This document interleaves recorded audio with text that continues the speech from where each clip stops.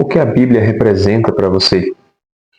Como se deve ler as Sagradas Escrituras? Quando a gente faz esse tipo de pergunta, muitas vezes as respostas são algo assim: a Bíblia é um manual para a vida, que nos ensina a viver. Ou o que é mais comum ainda, a Bíblia é a palavra de Deus. Mas veja, esses dois modos de ver a Bíblia não se encaixam muito bem com o texto. Calma, não desliga. De antemão, é lógico, sou cristão, acredito no que está nas Sagradas Escrituras, tenho as Sagradas Escrituras como de fato um livro sagrado. Mas vamos tentar entender como não se deve ler a Bíblia. E por que essas duas respostas padrão não são a forma correta de ler a Bíblia. Primeiro, um manual para a vida.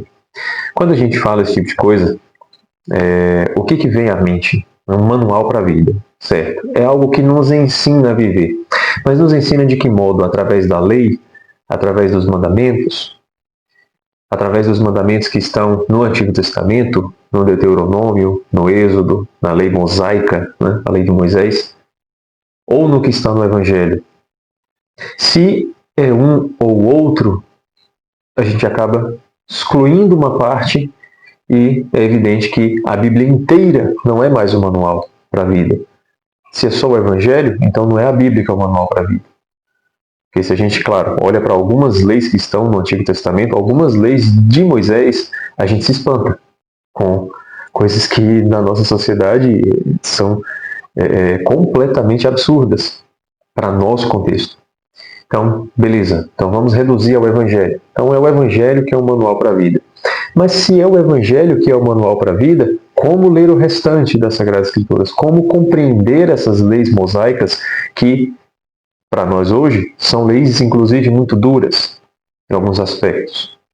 Olhando agora por outro lado, se é um manual para a vida, não falando das leis, mas do conteúdo das histórias, como uma espécie de educação da imaginação, tal como a gente aprende com a literatura, então a Bíblia ela não se difere tanto de outras literaturas clássicas muito importantes para a formação do homem ocidental, ou que seja, do homem como um todo. Porque se a Bíblia educa simplesmente a imaginação e nos ensina a viver tal como, sei lá, as obras de Machado de Assis ou de Dostoiévski, então ela não é um livro sagrado, mas é uma literatura. A gente pode compará-la com outros livros. Mas é evidente que, se ela tem o título de Bíblia Sagrada, se nós cristãos entendemos como um texto sagrado, ele não pode ser apenas um manual para a vida, tal como outras obras de literatura, de forma belíssima, de forma magnífica e indiscutível, também nos ajudam a viver. Também educam a nossa imaginação e nos ensinam a como lidar com certas situações. Esse é o papel da literatura. Se a Bíblia é um texto sagrado, não pode ser simplesmente um manual para a vida. A outra resposta: como entender que a Bíblia é a palavra de Deus? Quando a gente diz isso, o que a gente pensa? O que a gente está entendendo por palavra de Deus? Que a Bíblia é um texto que foi revelado, que foi inspirado e que são os ensinamentos de Deus, de fato, a revelação de Deus para o ser humano? Se é assim, como nós compreendemos as contradições que tem no texto? Contradições, assim, históricas, contradições geográficas, questões de território, que realmente a Bíblia está dizendo que tal edifício fica numa determinada cidade e no mundo real não está naquela cidade.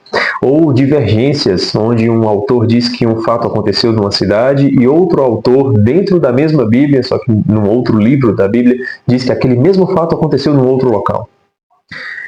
Como a gente compreende, então, se é a palavra de Deus? Por que Deus nos revela a sua palavra com contradições? Com contradições, existem inúmeras contradições. E, claro, para um cristão autêntico, essas contradições não diminuem em nada a nossa fé, justamente porque nós devemos ler de uma outra forma, certo?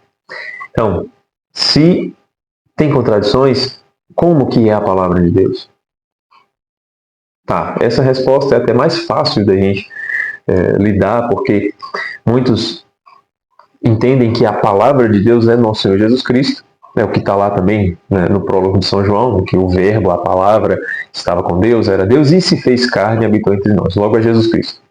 Certo? Então a palavra de Deus é Jesus Cristo, então a gente deve entender a Bíblia toda, Antigo e Novo Testamento, com a chave de leitura que é nosso Senhor Jesus Cristo. Não está errado, não está errado. Só que, se é assim, então a Bíblia não é mais a palavra de Deus, e a palavra de Deus agora é Jesus Cristo. Certo? O texto sagrado é um texto onde nós compreendemos a pessoa de Jesus Cristo. Mas não é mais a palavra de Deus. Ao olhar dessa forma, a palavra de Deus agora deixa de ser o texto, deixa de ser o livro e se torna uma pessoa. Beleza. Então, como, pelo amor de Deus, nós vamos ler o texto sagrado? Como que a gente precisa, de fato, compreender o texto como um texto sagrado, como uma coleção de livros sagrados, certo? Que tem todas as suas características, tal como nós aprendemos da igreja, que é um texto revelado, que é inspirado e, ao mesmo tempo, escrito por homens mortais, pecadores, vamos dizer assim, frágeis, com uma limitação de sua inteligência, de sua imaginação, de seu horizonte, né, de consciência, com a limitação de sua sabedoria, talvez profunda sabedoria em relação a nós, mas ao mesmo tempo não tão profunda em relação à mensagem divina que está sendo recebida. Como que a gente entende que houve essa recepção da mensagem, havendo então essas contradições no texto?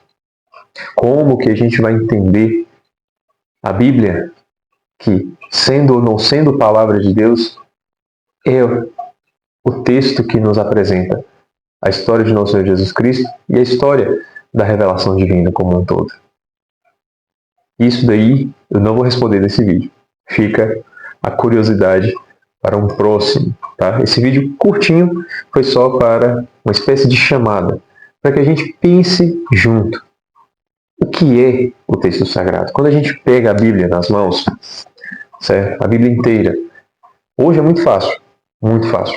Séculos atrás, era uma biblioteca imensa, né? Tanto que a nossa palavra biblioteca vem de Bíblia, né? Que é uma coleção de livros. Tá? Então, antigamente era de fato difícil de transportar. Hoje nós temos a Bíblia na mão ou até na palma da mão, no celular. Né? Muito fácil, muito fácil. Beleza, quando a gente pega a Bíblia assim, prontinha, nas nossas mãos, essa coleção de livros, esse códice, como que a gente deve ler? O que esse texto representa para nós de fato? Como compreender a sacralidade do texto? Como compreender os defeitos do texto? Me diz aí, coloque aí nos comentários, para você, o que é a Bíblia? Como que se deve ler a Bíblia? Deixe aí nos comentários que nos próximos vídeos eu vou estar tratando melhor deste assunto, tá certo? Aguardem, então, os próximos vídeos. Um abraço e até lá.